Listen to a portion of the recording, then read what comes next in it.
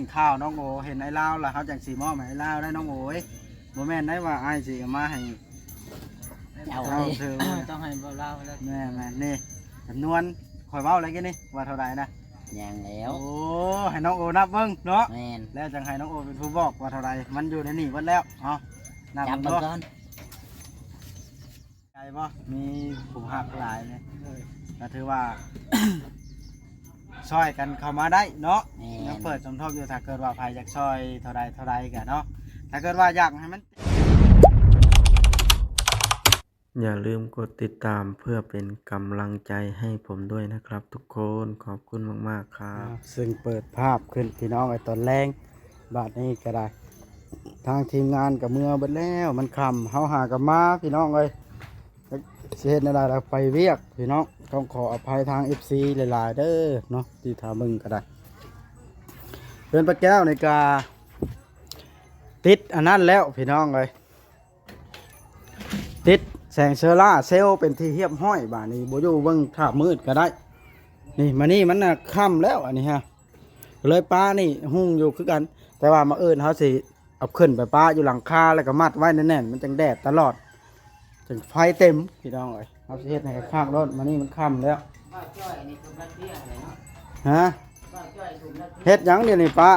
เบิ่งไข่ก่อนเอาสบายดี สบายดี เป็นหยังคือยิ้มอยู่หั่นเดี๋ยวนี้ ยิ้ม ฮะ มัดไปเลยเมียนมัดไปแล้วมือผูกแขนเขาแล้ว ฮะ มือมันชุบ มาเฮ้อ โดย ได้ยินมาได้ใช้น่ะ เบาลิ โอ้ มื่ออื่นแลเพิ่นสิชื่อโคมชื่ออย่างมากับชื่อเครื่องเงินเฮ็ดน้ำกระปุ้น อ๋อ ตัวแรกเพิ่นให้เฮ็ด เฮ็ดได้จังคือว่าไหม้กระดกกระดอนี่ เอาคะแนนแนวไม่ไหม้ เจ้าเฮ็ดได้สิดูถูบ่นี่ โอ้ยมันดูอยู่แล้ว ต้องดูบ่ มันมีอันถูอยู่ มันก็บ่ยากเสี่ยงปัดก้นแล้วเนาะบ่ปักอยู่แล้วเนาะ โดย มาเอื้อนข่อยสิมาเฮ็ดโต๊ะให้เจ้าเด้อป้าเด้อ โตบ่อนอันนั้นนะบ้าว บ่อนไหน บ่อนค่อยพุงเขียงพุงหยังอะนะแป้นอะนะ อยู่นี่บ่ นั่นแหละไว้ข้างนั้น สิไว้นี่เนาะสิไว้บางนั้นสิเฮ็ดสูงบ่ ก็ได้ สิถามเจ้าเด้อว่าเจ้ามักสูงทำใดต่ำทำใดมาเอื้อน แนวนี้นะ ข่อยสิเฮ็ดให้ เครื่องแอวนี่ วางกระโตกเวลากินข้าวอิ่มกระจงไปปรุงเนาะ แม่น แม่นแล้วว่า แม่น เฮาบ่ทันล้างหั่นนะ แม่น ก็สิเอาเหล็กตัดมาเด้อ พุงเขียงพุงหยังไว้คุกฉากเด้ แม่นละงามแฮงเนาะ น้ำมาเข้าท่วมค่อยเบิดค่อยเมื่อบ้านน้อยห้องนี้อยู่อ่ะ ฮะ บ้าวอันบ้าวดีว่าบอกเพิ่นโลดการจัดตั้งแนวรวมอยู่บ้านนะ โอ้ก็บอก บ้านน้อย แห เพิ่น ม นะ ในบ้านนี่แห้งขาดบ่ บ้า ได้ น นะ นี่ก็ขาดบ่ได้เขาบอกบ่แล้วแอมนำนี่ฮะ มื้อนี้ทางในก็เกลี้ยงทางนอกก็เกลี้ยง ทางน้ำแหละ คำมันเปื้อนพระเจ้าถู โอ้ย สิถูอยู่บ่นี่ปะ ข่อยหันโอ้ยบ่ยันเด็กน้อยบ่หานขึ้นพุ่นเพิ่นข่อยอยู่ปกติในนี่ฮะ ให้เขาโลดเนาะ เอา อย่าให้เขามาลิ้นยันเขาเอามีดขีดลิ้นหั่นนะ มันเพื่อนแล้วเด็กน้อยมันอยากจะ เวลาเขาพันหั่นพันนี่ห้ามให้พันได้ มันบ่แม่น เครื่องมือสร้างเวียงยังบ่ได้มือนี่ บ่ของบ้าโอ้เราบอกข่อยนี่ฮะ ของสร้างเวียงหั่นละนี่ บ่เราบอกข่อยว่าห้องน้ำข่อยย่านมันเสียข่อยแล้วเอาขึ้นมานี่ เก็บไว้เด้อเพราะว่า ข่อยนี่เก็บมันหยังกัน เพราะว่าข่อยสิเอาไว้เฮ็ดมาอื่นเลยให้นำมาอื่นข่อยมาข่อยก็เฮ็ดละเครื่องมือสร้างเวียง มีพี่ช่างก็มีเล็ก แม่น ก็เป็น ว้าวหมู่เมื่อเบิดป้าละป้าไอ้บ้านนะ ครับเนาะมื้อนี้ แม่นมาค่ำก็เลยเมื่อค่ บ่ได้หัวเจ้าบ่ได้มาตะเวนนะ ำบ่ได้หัว บ่ได้หัว อยากให้คอยยอกอยู่บ่นี่ บ่จุมเจ้ามาทุกข่อยพากันเจ้าแล้วพากันได้หัว อ๋อ เพียกมันยังว้าวบ่อันวัดบ่บ่หมดบ่มาได้บ่ได้หัวบ่ได้ยอกแล้ว อ๋อ พี่เกาหลีสุข่อยว้าวนะไปกันนั่นเนาะไปก็ว้าวคือกัน อันได้เรือแต่บ่จ้อยเพิ่นอยู่นํเป็นหมู่เขาสบายดีบ่จ้อยเด้ออ๋อโตเอ้านั่นนั่นล่ะป้าคือสิบ่มืดแล้วมาแรงเนาะ มื้อนั้นก็มาเด้อถึงแม่เจ้าเด้อ เมียข่อยก็มาบ่ เอามานำ มานี่ก็มานี่เรานั่งในกลางคันจะเทืองนะ มานั่นนำกันนี่แล้ว อืม อบอุ่นก่อน อ้าวหนุ่มโอว่าสบายดีหนุ่มโอเอาไปตูบแน่มีเรียกสิเว้าน้ำจักหน่อยนี่นะเห็นหนุ่มโอแล้วบ่เห็นเพิ่นแม่นเบิ่งไปนั่นก็ได้เจ้าเมียนเรียบร้อยแล้วละเฮือนนี่เนาะมานี่วันหยังก็ มันพูด มันพุธพฤหัสศุกร์อีก3มื้อที่3แม่นเนาะนับแต่มานี่ แล้วชมมื้อ แม่น น้ามาถึงมื้อนี้มันครับแล้ว เอานับแล้วเอาไปพี่น้องเอ้ยเห็นหนุ่มโอแล้วผมหันบ่เห็นมาฮอดใหม่นะ ก็คือมานี่มีข่าวดีพี่น้องเลยสิไปแจ้งให้เพิ่นทราบเนาะ นั่นเด้อย่าขึ้นได้ทิ้งลงมันสิตกนะอีละให้เอาขึ้นไปยังอันนี้ เมียเจ้าเลย โอ้ย แม่ลูกย่อย บ่จ้อย เจ็บขึ้นแล้วว่าเมียก็บ่แม่นแท้เอาไปยังขันเหงื่อซื้อก็ได้นั่นเด้พี่น้องไอ้สาวเทืองแล้วก็อนามัยสว่านบ่ได้นั่งพักผ่อนจักเทื่อแล้วก็ได้เนาะปะพี่น้องเอาไปแจ้งล้มกับหนุ่มโอเลยมาจอยแล้วก็นั่งอยู่เป็นหมู่เป็นเพื่อนอ้าวสบายดีหนุ่มโออ้าวเป็นไงอันไอ้ลาวมาในเพิ่นคือบ่ทันเห็นแน่นี่เพิ่นมาแล้วบ่ เพิ่นมาแต่เช้า เออแล้วตอนแรงเพิ่นยังบ่ได้มาบัดนี้บ่ขึ้นนั่งน้ำหนุ่มโอกันนอนนี่บ่เมื่อคืนนี่ แม่ โอ้คักเลยนอนกับไผผู้เดียวอย่างคันว่านอนผู้เดียวเวลามันก็คือค่ำแล้วเดี๋ยวนี้เนาะต้องถามได้มันสิเบิดเวลาก่อนเป็นไดมีโชคอยู่บ่เอ้ยตายแล้วแบบนี้นอนที่ไม่ก็บ่เล่ากันไปชื่ออันนี้นะ ชื่อหยังเนี่ยนี่เอ้า ให้เบิ่งนะ ชื่อไปแล้วล่ะได้ แสดงว่ามีความผันจักหน่อยเนาะ ว่าบ่มีความพันเนาะ เป็นไว้แม่นว่านี่เบาซื้อเบิด8,000กีบพี่น้องเอ้ย ปอง 4,000กีบจะได้ก็ซื้อปองละหน่อยแท้นี่เงินบ่หลายชื่อของเบิ้ง คันว่าพันก็เล่ากันแน่เห็นว่าก็แบ่งความหมานแน่บ่พันเนาะโอเคสิ หมวกกันกระทบมาใหม่เด้อตัวนี้จะ เอาไรพ่อจ้อยเฮ็ดหยังอะน่ะ หมวกกันกระทบ เป็นไดอันที่ว่าคุยกับไอ้ลาวเพิ่นน่ะเรื่องงบสมทบน่ะแบบว่าเพิ่นมีเท่าไหร่แล้วเดี๋ยวนี้เพิ่นได้เว้าให้ฟังดีว่า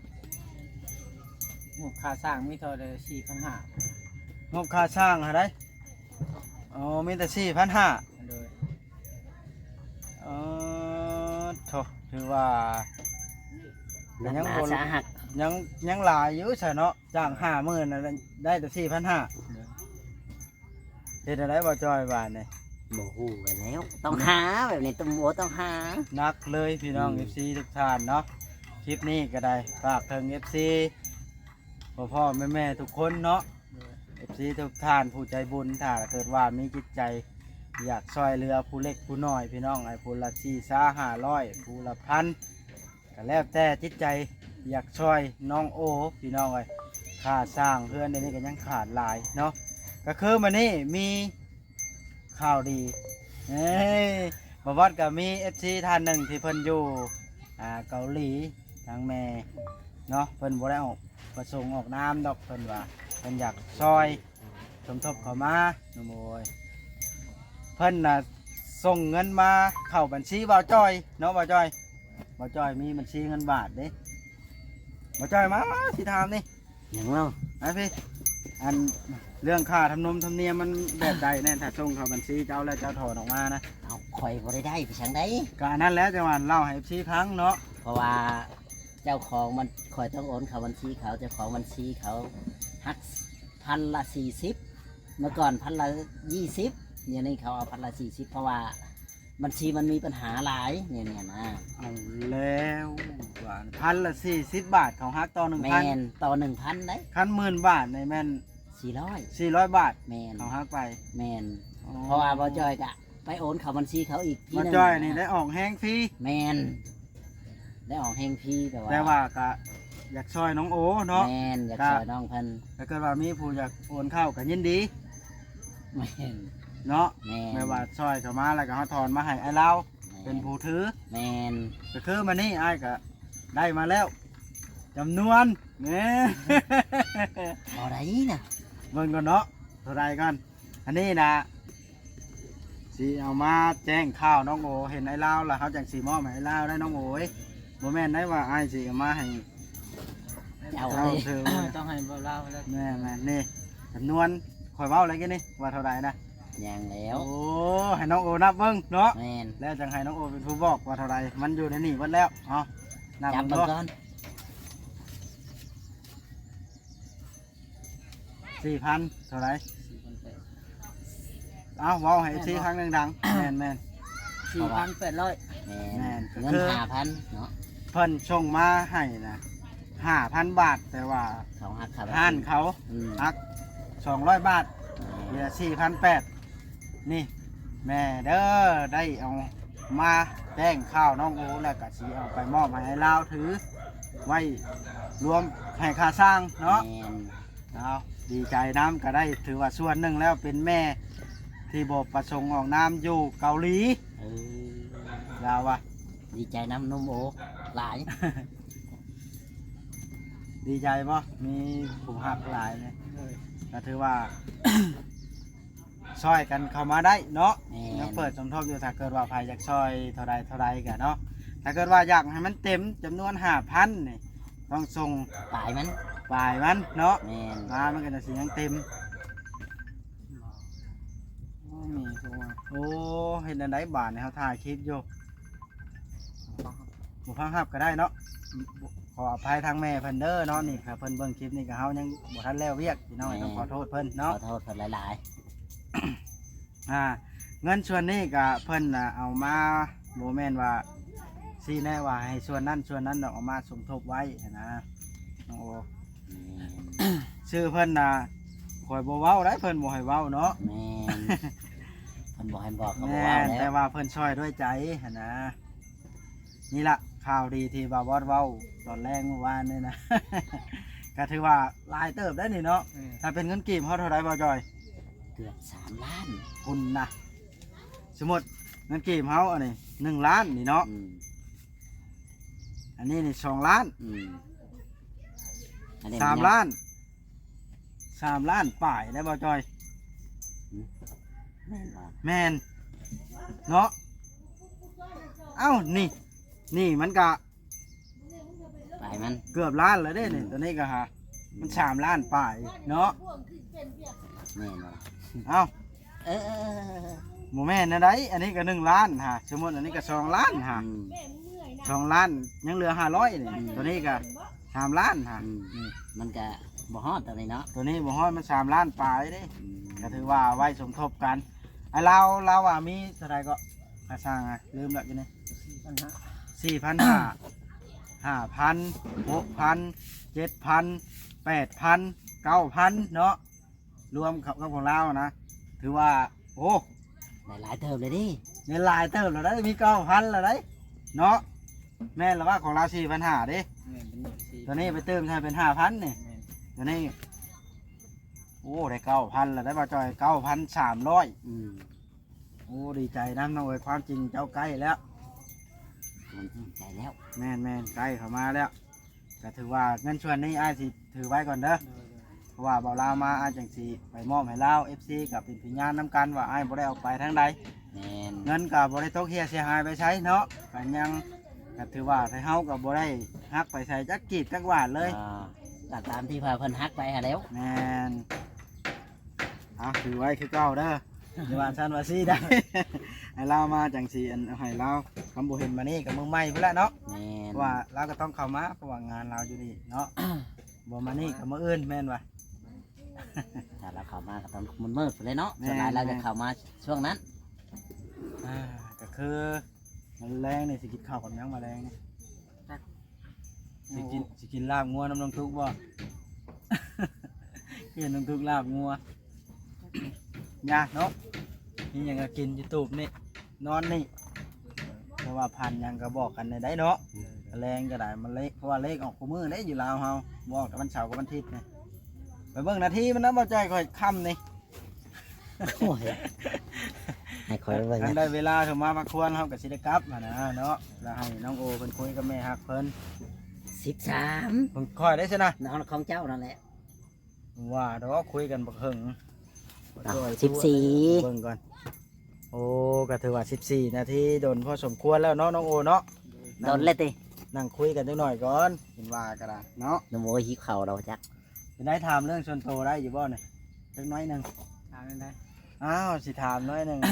คุยสาวทางได้คู่มือเนี่ย บ่ได้คุย โอ้อยู่แบบบ่ได้คุย มีโทรศัพท์ไว้ในเลื่อน TikTok เลื่อนเฟซธรรมดา ไว้คุยกับแม่ไปจังได๋ เอาโดยก็ถือว่าเป็นการดีได้นี่เนาะ อืม เพราะว่าเฮากับคันสิคบหาดูใจหรือว่ากับผู้สาวกับเบิ่งเฮาก็ยังบ่ทันพร้อมเนาะคันสมมุติว่ามื้อใดมื้อหนึงเฮาพร้อมเพื่อนชันเฮาแล้วหน้าที่การงานเฮามีก็โอเคได้แบบนั้นเนาะตุ้ยแฮงอายนี่เดี๋ยวนี้ว่าจ้อยจักโลเดี๋ยวนี้ถามไปเลย จักบ่ได้ไปสั่งเลย ตั้งจากแต่ก้อนตอนได้คอยมาตั้งเพื่อนน้องแต่ไว้จ้อยแห้งแล้วนะ FC ก็คือสิเห็นน้ำการเพิ่นมักมาบ่ใช่เสื้อดอกตอนนั้นนะค่อยก็ตกใจค่อยก็ย่านคือกันหั้นแหล้ว นี่ เพิ่นเว้าตรงๆเลยนี่นะ น้ำโมบ่ชอบใส่เสื้อบ่ เอาไปสิบ่ย่านเนาะย่างขึงมาบ่ปากบ่เว้าหยัง มาฮอดแล้วเว้าในใดครั้งแรก อ้าว เห็นท้องบ่ บ่ บ่แม่นเด้ เขากำยังเนาะ เออ นี่นะเราอยากเขาเฮาก็อีกอย่างเฮาก็บ่ทันจักกับเราแต่เฮาได้ยินแต่ชาวบ้านเว้าเนาะดังนั้นอันนี้เฮาก็แบบว่ายังเก่งๆกันยังย่านกันอยู่หั้นนะ เราเป็นแฟนก็ได้เดี๋ยวนี้นะคือสิบุเป็นแบบเขาเว้าดอกคอยว่าเบิ่งจากคุณห้อยและขนาดหาเนาะแม่นบ่ แต่แรกแต่ว่า ชาวบ้านเว้าให้เจ้าน่ะก็ถือว่าบ่เป็นการดีบันไดหันนะแบบว่าสงสัยแบบเว้าขออนุญาตนำเด้อแบบว่า เราอยากติดเหล้าเมายาแบบนี้นะ แต่ก่อน ว่าเพิ่นแต่ก่อนเพิ่นบ้านเมืองเพิ่นจะเรื่องอย่างนั้นเฮาบ่มีบ่อนนอนบ่อนอยู่มันก็สิประมาณนั้นละคนเนาะ แต่จริงเฮาบ่ได้เห็นหยังกับมีนี่ อันนี้เฮ็ดหรือบ่เฮ็ดเฮาก็บ่จักน้ำลาวแล้วตอนน่ะเนาะ ว้าว ตอนนั้นน่ะเฮ็ดตอนนั้น โอ้ เดี๋ยว รับ นี้เช้าแล้วนี่ ยอมรับเนาะก็แสดงว่าชาวบ้านเพิ่นก็บ่ได้เว้าให้ลาวแม่นความจริงแต่ว่าเราก็พร้อมที่จะเปลี่ยนแม่นบ่คนเฮาบ่มีไผดอกบ่ผิดพลาดบ่จ้อยนี่ตะกี้ก็เบิดมือละเช้าคือกันล่ะ เรื่องไหนน่ะข่อยคือบ่ได้ฮู้จัก เอาแล้วบ่บ่ ว่าเป็นตรงค่อยแต่เป็นวัยรุ่นนี่บ่ ข่อย จ้อย บ่ฮู้เด้ ได้ค่อยบ่ทันมีเมียได้ค่อยก็ผ่านมาเบิดแล้วค่อยก็เบิดมือละเช้าคือกันนั่นแหละว่าตรงๆไว้ค่อยหากับมาย่าเอาเมียตั้งรักนี่แหละเปลี่ยนแปลงตัวเองปรับปรุงตัวเองเด้ ข่อยบ่เคยเด้ ตะกี้เกเรคือหยังนี่ขี่รถกระท่อดังค่อยน่ะ รถเพปีละคันได้ค่อยก็ในรุ่นน่ะพ่อจนอุกแล้วมาได้เมียมาแล้วเปลี่ยนตัวเองปรับปรุงตัวเองให้มันดีขึ้นก็เฮาพร้อมที่จะเปลี่ยนหั้นนะเฮาก็ถือว่าใจเย็นลงแต่ว่าขี่รถขี่ล่างเฮาก็เบาลงแบบนี้นะบ่จ้อย อืม เฮาพร้อมที่จะเปลี่ยนให้ใจฮ้อนคือเก่ามันก็บ่เป็นครอบเป็นครัวแล้วคนเนาะแม่นว่าน้องโอคือกันนี่เราก็พร้อมที่จะเปลี่ยนแปลงตัวเองเรื่อยๆมาก็แต่ว่าแนวมันบ่ดีเฮาก็ถอยห่างออกเนาะให้เราก็ซ้ำพ่อผู้ที่สองเจ้าแหละเนาะมีหยังเราก็บอกก็เว้านํไปมาหาสู้กันพี่น้อยเอาพี่น้อยคลิปนี้ก็ได้ก็ถือว่าเนาะบ่จ้อย ยืดยาว ยืนยาวพอสมควรก็ถือว่าเป็นข้าวดีได้เนาะเรื่องเงินเรื่องคำนี่ก็ถือว่าได้แจ้งเอฟซีวัชคนแล้ว และแจ้งแม่ผู้ใจบุญเพิ่นอยากให้น้องโอนี่ก็ หาเว้าเดี๋ยวใดเนาะมันก็บ่จากใจแล้วเนาะว่าจ้อยให้เจ้าเว้าก่อน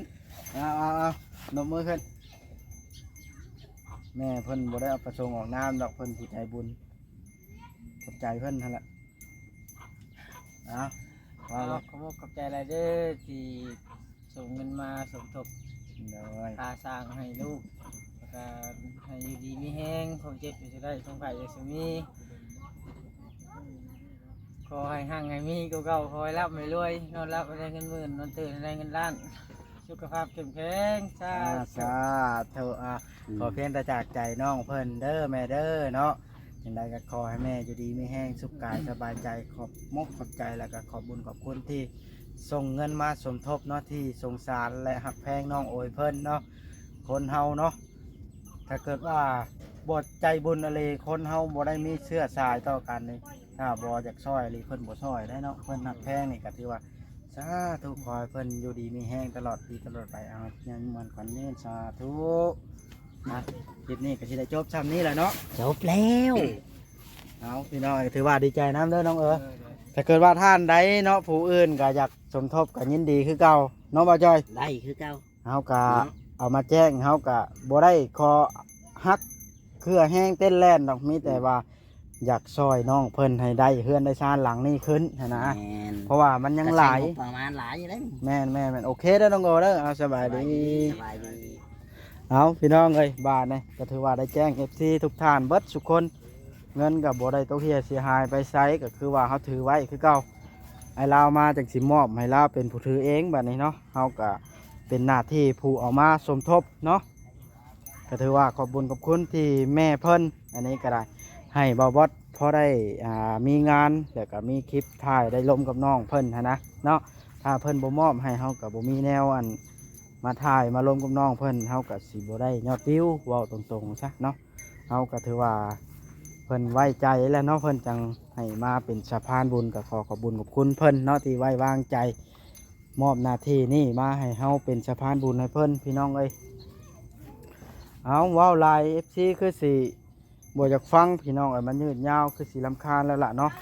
ก็ต้องเบิ่งกันไปนี่ละพี่น้องเอ้ยเนาะ อันใดที่ว่าผิดพลาดหรือว่าบ่ม่วนนวลหูก็ขอโทษขออภัยนำหลายๆพี่น้องเอ้ยเนาะก็ถือว่าคลิปนี้ก็สิได้จบคลิปลงสิได้กลับก่อนทางเมียบ่าวบอสก็มานั่งอยู่เฮือนป้าแก้วแล้วนี่เด้กับลูกท่าเมื่อสบายดีเด้อป้าเท่าเมื่อไปขึ้นรถเมื่อแม่นมันคำ ไปอย่านะ ไป สิเบิ่งแล้ว